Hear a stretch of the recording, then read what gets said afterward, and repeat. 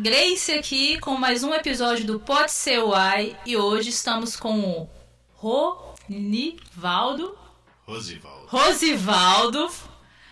mais conhecido como Alemão, aqui da cidade de Betim. E aí, Alemão, o que você vai contar pra nós hoje? Falar de tudo um pouco, né? Sobre a nossa cidade, sobre política, sobre a nossa cultura. Betim é uma cidade que ao longo dos anos foi se transformando, né? Teve um passado muito cultural, hoje não tem mais. Hoje é uma cidade dormitória, né? É uma coisa que eu noto também, que na cidade, falando na cultura, já foi bem mais ativa, né? Betim já. Na década de 90 para trás, depois da gestão do Carlyle para cá, Betim foi se perdendo, né? Betim foi uma cidade de tropeiro. Depois veio o pessoal do DNR, né? Que DNR é o quê? Departamento Nacional de Estrada de Rodagem. Entendi. O pessoal passou por Betim para construir as rodovias 381. E eu falo hoje 60% da cidade foram do pessoal do DNR. E ao longo dos anos foram se perdendo essa. Inclusive o pai do Carlyle veio para a cidade porque o pessoal do DNR veio para cá. A gente está falando em quantos anos atrás? Só para eu me situar cronologicamente aqui. Isso foi na década de 70 para trás, né? E foi há quantos anos você mora aqui em Betim? Eu sou nascido aqui. Você nasceu em Betim? Hospital Nossa do Carmo. Nossa, esse hospital não existe mais, né? Hoje é o Unimed, ali pra cima da igreja, Nossa Senhora do Carmo. Engraçado que ali o Unimed tem uma nova unidade, né? Mais próximo aqui do Betim Industrial. Na Marco Túlio. Marco Túlio. E lá continua... É maternidade agora? Continua sendo Nossa, ali na Governador Valadares, ali é um lado agora... a Unimed usa mais para questão de mais burocrática, né? Administrativo. Mais administrativo. Mas ainda é do município, o prédio é do município. Olha aí. A gente não sabe, né, como que é feito, né? Essa jogada com o município, se é emprestado, se tem Entendi. alguma... Qual que foi o rolê por trás, né? Na verdade, assim, você está falando que da vinda do Carlyle para cá... Os pais do Carlyle vieram para Betim, porque o pai do Carlyle tinha uma loja de roupa, né? Que antigamente não comprava-se o pano. E o pessoal do DNR, onde que ia, o pai do Carlyle ia junto para montar sua lojinha. Então ele veio para Betim para vender mais as coisas para o pessoal do DNR e acabou estabelecendo a vida dele na cidade. E o pai dele foi uma pessoa maravilhosa. Quem conheceu o pai do Carlyle sabe. Qual é o nome do pai do Carlyle? Eu sou... Menina... Não, eu esqueci aqui. Depois você lembra. Tem até um lugar o conjunto habitacional que eles colocaram do Celso Pedrosa. Sou Celso Pedrosa. Eu ia ficar até chateado de não lembrar que era uma pessoa fantástica. O pai dele foi uma pessoa maravilhosa. Então, assim, Betim, depois do pessoal do DNR, né? Aí foram transformando, veio a Fiat, antes a Petrobras e depois a Fiat, se tornou uma cidade de indústria, né? De 92 para cá, de 90 para cá, Betim foi se perdendo. Betim tinha muitos artesãos na cidade, exportava muito artesanato, e prova disso foi o Salão do Encontro, né? Que a Noemi Gontijo fez o Salão do Encontro porque era uma cidade de muito artesão também. Hoje não, hoje nós não temos... Virou um polo industrial, né? É a questão do capital, né? A indústria traz o dinheiro, não a cultura, não a educação, que é uma cidade dormitória, né, Betim? Eu gosto de dizer assim, porque antes de você vir aqui, a gente entrevistou uma galera que é da cultura, do hip hop e tudo mais. E, assim, apesar da cidade de Betim, ela ter essa parte da cultura mais desativada, vamos dizer assim, no momento, a gente ainda tem muitos artistas na cidade que, por sua vez, tem sua vida artística fora da cidade. Betim é uma cidade nômade, né? Ela foi se perdendo nas identidades, foram se transformando, e hoje é uma cidade extremamente industrial, né? É uma cidade que vive pelos ganhos e gastos, né? E nos perdemos através da cultura. O pessoal acha que eventos e show é cultura, não é? Você traz um cantor de fora, um grande nome, uma celebridade para fazer um evento na cidade, não é cultura. Cultura é quando você tira a pessoa, né, o jovem, a criança, da marginalidade, dá ela incentiva a cultura, a lapidar aquele jovem, aquela criança, a transformação, né? Uhum. Porque a gente tem várias comunidades de Betim, em vários lugares da nossa cidade, do Citrolândia ao Icaivera, nós temos crianças aí que, se a gente for colocar na aula de canto, na aula de música, na aula de artesanato... Porque a cultura, na verdade, ela tem uma importância social, né? Ela tem um papel social que ajuda aí justamente na questão de diminuição da violência através do acesso ao ensino, né? Seja de música, de dança, enfim, ensino de artes em geral. E eu vim assim, apesar não, mas eu ter nascido numa família evangélica, numa família cristã, mas eu passei por várias etapas na minha vida, que eu vim do movimento punk, depois entrei para um partido político, passei pelo movimento estudantil. Eu em 97 a 2002, se não me engano, tive o prazer de participar na UMES Betim, né, que é a União Municipal dos Estudantes Secundaristas. Viajei por vários lugares no Brasil, participando de congressos, conferências, lutas estudantis. Engraçado que a UMES, né, no caso, até nas escolas hoje em dia, pelo menos de Betim, você não vê tanta mais entrada mais, né? Algumas escolas, em relação antigamente, eu falo, né? Porque eu vim de uma escola pública que também tinha um grêmio. Tudo que se torna de um dono só se perde, né? Eu te falo na questão política. Hoje, antigamente, de 96 a 2002, nós tínhamos 3 grupos que fortalecia essa entidade na cidade. Era o PT, o PCdoB e o PSB, no qual eu participava como parte do PSB. Uhum. E eram 3 correntes que prazerosamente a gente brigávamos para ver quem criava mais grêmios nas escolas. Então a gente tinha aquela obrigação de fortalecer a musculatura de cada partido para criar os grêmios, né? Na sua opinião, qual que é a importância do grêmio numa instituição educacional? É muito forte para tirar o estudante daquele marasmo de ir para a escola só estudar. Então ele vai para a escola para estudar e vai para participar. Ali você molda liderança, você acha liderança. O vereador atual aí, que veio do movimento estudantil, o Thiaguinho, ele foi uma pedra que achamos na época, quando viemos aqui no Renato Azeredo, criar o Grêmio Estudantil.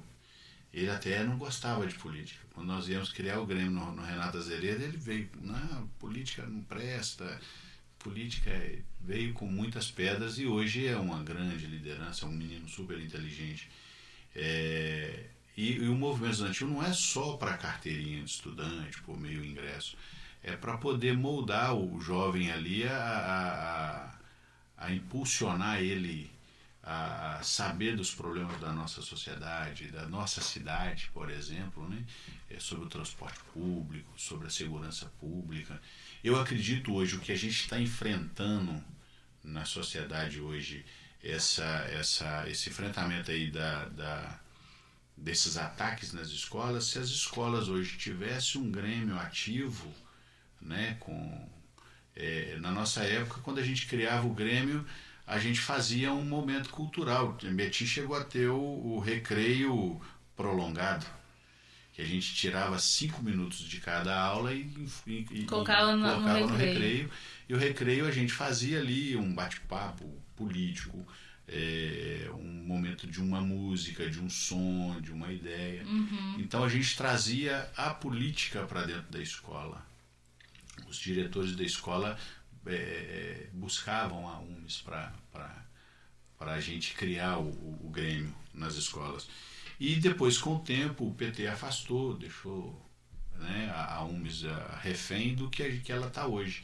É só um grupinho que vai nas escolas tentar criar o Grêmio, mas mesmo para processo eleitoral. Né? Entendi. Grêmio, base de votos. Base de votos. O Grêmio não é para isso. Eu acho que deveria ser constante, né? Sim. Sempre. E hoje não. Eu participei numa época muito boa. Nós chegávamos a bater chapa, né? Era PT, PCdoB, PSB, tinha a galera da direita também, que tinha um MDB na época, que tinha sua corrente. E isso é bom, isso oxigena a política. Quanto mais a gente consegue ter grupos, tribos que queiram participar, mais você tem opiniões diferentes, mais você tem ideias diferentes. E eu vim dessa época. O PSDB, vamos se dizer assim, né, na gestão do Carlyle para frente, conseguiu matar o movimento estudantil e aí a gente foi deixando. Né? Os meninos de hoje não sabem nem mais o que é o direito do passe livre ou do passe escolar. Verdade. Né? Eu acho muito importante. E a política hoje, a partidária, acabou também, né? Partido mais hoje é só para a época eleitoral. Vou montar a chapa ali, que eu acho ruim também. O partido tem que ser constante também, sabe? A militância tem que ser constante, né? Não só muito importante. Em épocas eleitorais, muito importante. Eu acho, né, que o debate de ideias dentro do partido, o partido convidar, isso também é cultura, né? Porque você tá trazendo para a nossa cidade, vamos colocar Betim, que a gente está falando de Betim, falta aquele debate inclusivo nos meios de locais da nossa sociedade. Falta a participação, na minha opinião, você falando isso, falta a participação do povo mesmo nas decisões também, assim, né? Mas pro povo participar a quem que... chama, sabe?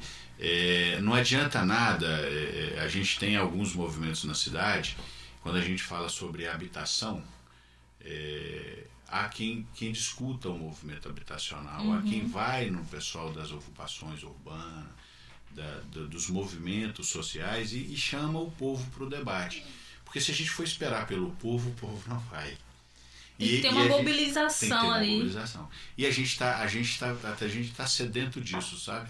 Eu acho que muitas figuras do passado, grandes nomes hoje, eu acho que eles veem o erro que eles fizeram, deles tentarem manter só os seus nomes e não criarem novas lideranças, novas pessoas que pudessem dar continuidade. E Betim hoje é o que é na política. Né? 2024 as eleições estão aí. Quem que é candidato na cidade? Não temos nome, não temos figuras que possam apresentar uma política, né, tanto quanto na área da segurança, habitacional, saúde, educação, apresentar para a população. Não, eu sou candidato porque eu faço parte de um grupo. Isso não é política. E Betim está nesse nível de concorrer às eleições porque eu faço parte de um grupo e não de proposta de ideia. Betim, eu falo de 2002 para trás, tinha esse debate. Tinha os debates, tinha as mobilizações. Tinha as mobilizações, tinha os manifestos, né, com várias propostas. O povo, na sua grande maioria, queria saber, né, o que no meu bairro está faltando, o que está precisando. As associações de bairro era mais participativa. Hoje a associação de bairro quase que não existe, né? É verdade. Não tem mais associação de bairro. Então as pessoas foram usando a associação de bairro para seu viés político. Foi acabando e foi... Hoje, se eu te falar... Eu fui candidato à presidência da associação de bairro, do bairro que eu nasci e me criei. Brasileia? Bairro Brasileia. E na época quem dominava lá era o Divino Lourenço. O Divino foi vereador por 4, 5 mandatos, por aí. Ele dominava a associação de bairro e quando eu fui candidato, os moradores do bairro que me viu crescer falavam: Alemão, o que o bairro precisa? Nós temos tudo na porta, não precisamos de associação não. Mas quem dominava a associação era o vereador, e isso eu fui vendo nas outras regiões, né?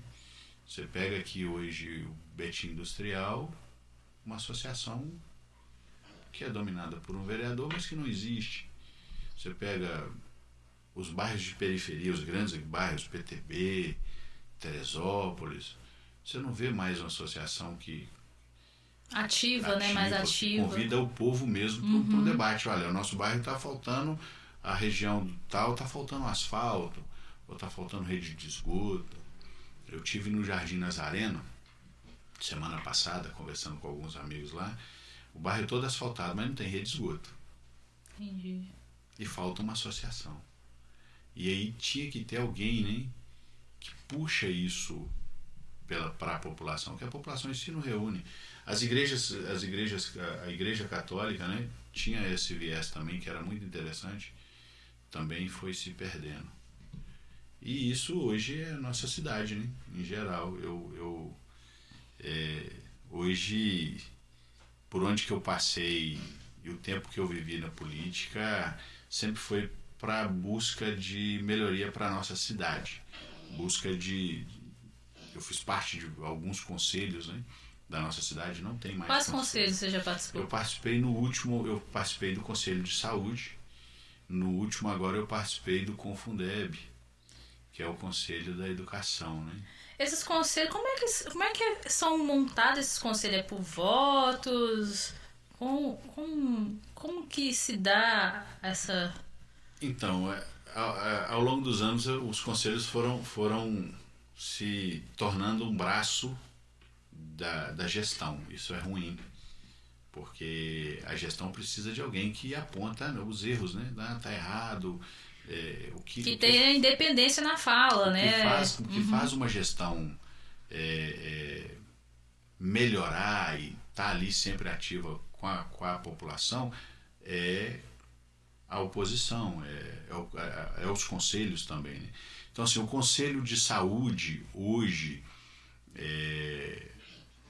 já teve a eleição, né? Então é escolhido pela população. Então são paritários, são três escolhas de 3 grupos, né? Que é da população, do governo, né? Da gestão, e pessoal da própria saúde, né? Que trabalha, os trabalhadores do sindicato, saúde em geral. Da população feitos as eleições regionais, né? Na regional. E vem através da associação de bairro? Não, aí é convocado pelo próprio Conselho de Saúde. É convocado as eleições regional, e ali é tirado os delegados. Dos delegados das eleições regionais é depois tirado a conferência municipal que vai escolher os gestores. Entendi. Tem a conferência, o congresso. Mas em Betim, eu não sei de outras cidades que eu nunca participei, sempre foi em Betim, sempre as mesmas figuras, né? Sempre os mesmos... Coincidência, né? Sai um, entra outro e manipula do jeito que eles querem para o próprio interesse de estar no poder. E aí hoje a saúde está capengando, está do jeito que está, por falta de identidade própria do Conselho de Saúde, vamos dizer. Hoje não temos mais o Conselho de Segurança Pública, Betim não tem mais o Conselho de Transporte. O nosso transporte da nossa cidade, eu acredito que é o pior de Minas Gerais. A gente sabe que Belo Horizonte tem os seus problemas lá no transporte público. A gente acompanha isso na grande mídia. Mas Betim nós temos uma empresa tirando os pirueiros, né? Que é o transporte alternativo, mas nós temos uma empresa que domina. E ela faz o que quer. Você pegar o ônibus hoje de Betim Belo Horizonte, temos problemas sérios aí no transporte público. Você sente medo. É um transporte caro, é uma frota que não atende, assim, é uma frota de ônibus velha, um ônibus antigo, né? E também a quantidade de ônibus rodando, eu tenho a sensação que tem menos ônibus rodando do que antigamente.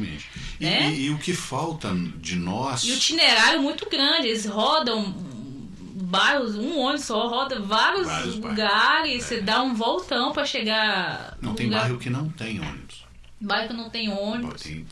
Tem comunidade que acho não tem problema também que o metrô não chega até Betim. Essa discussão já é antiga. Eu acho que é por interesse também, né, dos grandes empresários. E aí você pega, por exemplo, para a gente discutir transporte com o povo de Betim, com a sociedade betinense, precisa de quem puxe também. E isso, eu falo que a culpa é nossa, das grandes lideranças, dos movimentos em geral, foram deixando. Sim. Passar o tempo, as coisas piorarem, eu vejo dessa forma. Deixa do jeito que está, quanto mais pior, melhor, para a gente vir com a solução. E aí quem sofre a população da cidade, sabe? Eu acho que, Betim, o que falta é a gente começar a discutir política com as lideranças, a gente trazer para um espaço, para um local, para alguma... as igrejas abrir as portas de novo, né? Sim. Com seus espaços, e a gente começar a trazer as lideranças que queiram participar de cada comunidade, de cada região, a gente trazer eles para dentro desse espaço e falar qual que é o problema na sua região, qual que é o problema, e vamos fazer um ato, vamos fazer alguma coisa que consiga trazer a população em geral. Aí sim, se a gente começar a trazer as pessoas que queiram participar, mas temos essa deficiência. Quem vai puxar? Como que vai puxar? Faltando a iniciativa, né? Iniciativa.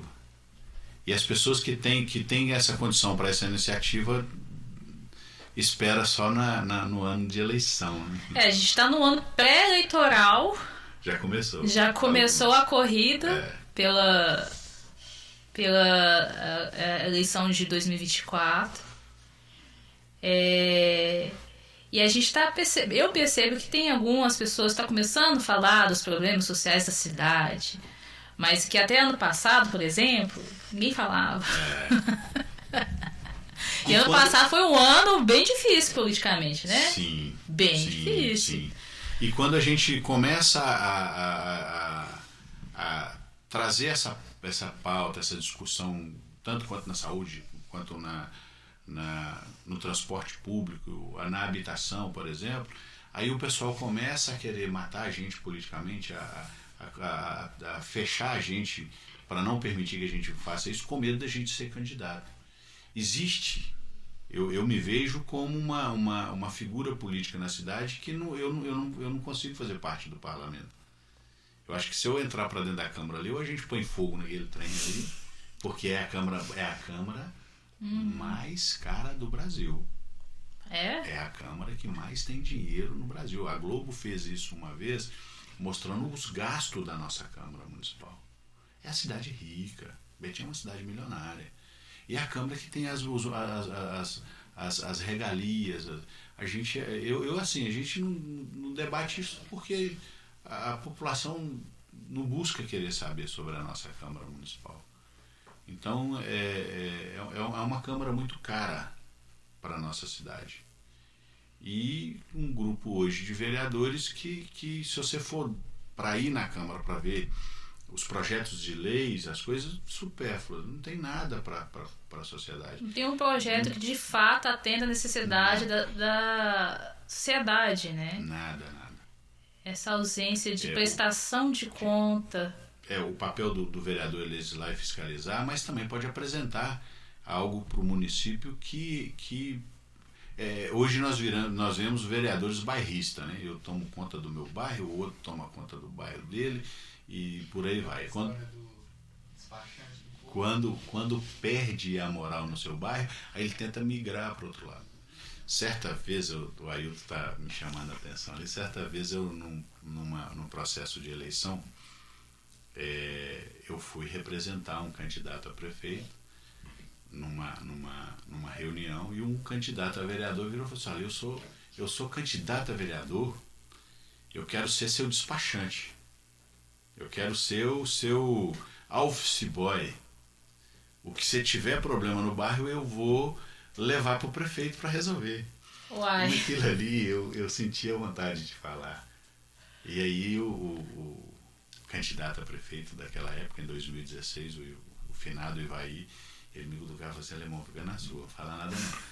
Porque não é isso, o papel do vereador não é ser despachante, não é ser office boy, não é buscar o que o bairro dele precisa, não. O papel do vereador é maior. E isso que a gente vê na Câmara de Betim, sabe? Nós temos uma vereadora mulher na cidade, mas é a única, só que não atua, sabe? A gente não vê nada, nenhum programa para a mulher. Nós temos hoje uma Câmara de 22 homens e sem nenhum critério dentro da Câmara de proposta, projetos. E essa é a nossa cidade. Eu vejo Betim, como eu te falei há minutos atrás, é uma cidade que vai se transformando, né?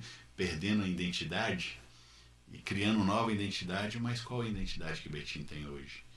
Passou pelos tropeiros, pelo pessoal do DNR, teve um momento de cultura, teve um momento os antigos da cidade, né? Aquelas pessoas que a gente tinha como os conselheiros da nossa cidade vão morrendo. Os jovens hoje, sem nenhuma característica da cidade, veio muita gente de fora, não que isso seja ruim. Eu lembro em 2006, o Antony Garotinho, que era governador do Rio de Janeiro, ele virou e falou assim: gente, vai para Betim tá doando casa. Na época que o Carlyle Pedrosa foi candidato, ele fez uma casinha, colocou em cima do caminhão, falando que ia doar casa e tal. E isso em cadeia nacional, o Garotinho falou que ia doar casa. E a Fiat em 76 veio muita gente para cá, né? Para trabalhar na Fiat, né? Teresópolis foi criado por funcionários da Fiat. Povo que vinha de fora. E aí foi crescendo desordenadamente. Hoje tem um problema grave para qualquer prefeito, a questão do trânsito, a questão da moradia lá. Então não consegue se resolver o problema da região do Teresópolis ali, porque ficou muito apertado. E isso eu lembro em 2006 o Garotinho tinha falado, né? Vai para Betim lá, Betim tá dando casa. Betim é uma cidade... É uma cidade que cresceu de fato, né? Hoje a gente tem quase 500 mil habitantes, 440 mil habitantes. Né? E assim, Betim foi crescendo. Quem programou a cidade de Betim para o futuro, mas não seguiram a linha, foi Oswaldo Franco. As maiores avenidas da cidade foi desenhada por Oswaldo Franco, o Viaduto de Jacintão, a Avenida das Américas, a Avenida Amazonas era para ser uma avenida mais larga. Depois que Oswaldo morreu, os prefeitos que sucedeu começou a ir com jeitinho, né? Ruas pequenas, Betim não tem. A Avenida Amazonas é uma rua. Ela é bem estreitinha, né? Estreitinha. O centro não cabe mais o centro de verdade, né? O centro tem fase de expansão. A Avenida das Américas, ela pega, você descendo ela depois que você sai da antiga barreira, ela é uma avenida de mão dupla, né? De duas vias, larga as duas. Ela era para ter dado continuidade até Vianópolis. Mas aí não, ficou fechado um pedaço da avenida e foi afunilando. E virou a Avenida Amazonas, aquela rua pequenininha. Conta a história do Senai e por que ficou a Amazonas pequena.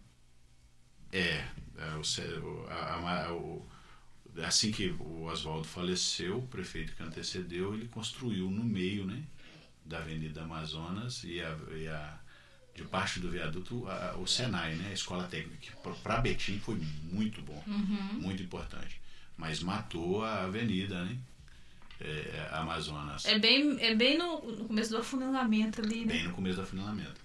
Depois aí o viaduto de Jacintão era uma briga muito grande para estender ele, né, até o Jardim da Cidade, que é aquele pedaço do viaduto que foi feito e foi muito importante para a cidade. Betim ainda é uma cidade que vai crescer muito, muito. Todo prefeito que quer entrar ou que quer assumir a cidade sabe o potencial que a cidade é. Eu fiquei sabendo, né, que é uma das maiores malha viária do estado, passa dentro de Betim. Sim. Betim tá no eixo de tudo, né? É por isso que tem muitas empresas de olhos aqui, né? E por isso que tem muitas empresas hoje aqui, porque é caminho para vários lugares. Para vários lugares, Mas é uma das coisas que a gente tem que atentar, o crescimento da cidade tem, mas nós temos que olhar para o povo também. A gente tem que olhar para... Não é só, vamos crescer, trazer indústria, crescimento financeiro da cidade. É uma cidade rica, milionária, mas do povo pobre. Aliás, os últimos governos sempre usou esse discurso que vamos trazer empresas para dar emprego pro povo. Né? Mas se a Fiat hoje, por exemplo, né, que é a maior empresa que emprega na cidade, que aí depois tem as filiais dela, né, que